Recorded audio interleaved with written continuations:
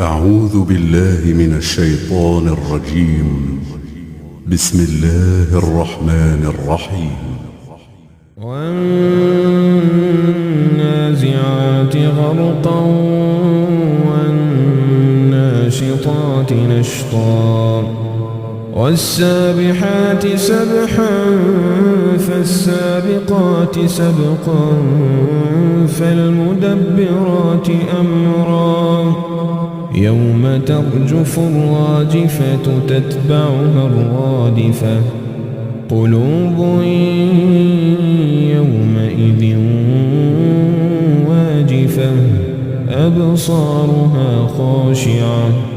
يقولون أئنا لمردودون في الحافرة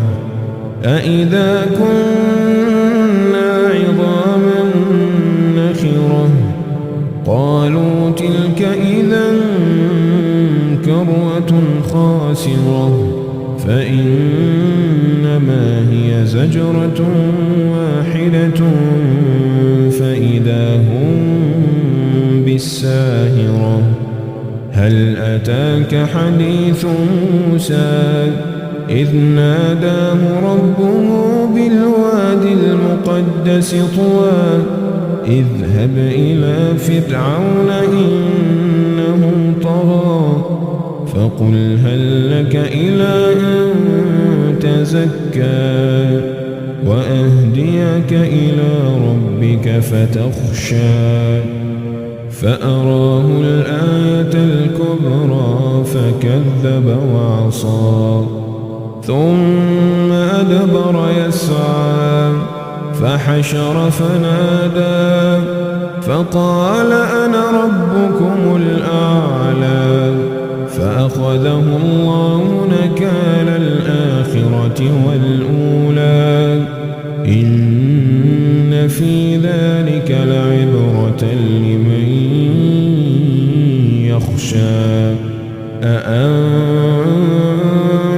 أشد خلقا أم السماء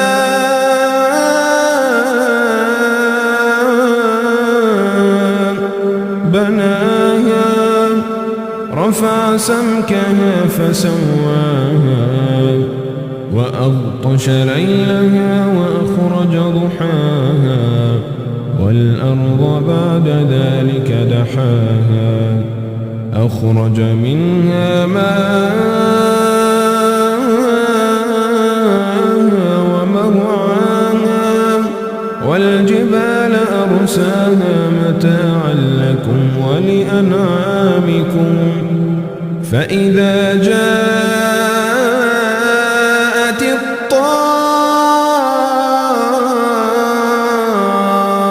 الطامة الكبرى يوم يتذكر الإنسان ما سعى وبرزت الجحيم لمن يرى فأما من طغى وآثر الحياة الدنيا فإن الجحيم هي المأوى وأما من خاف مقام ربه ونهى النفس عن الهوى فإن الجنة هي المأوى يسألونك عن الساعة أيان مرساها فيم أنت من ذكراها إلى ربك منتهاها إنما أنت منذر من يخشاها كأنهم يوم يرونها لم يلبثوا إلا عشية أو ضحاها.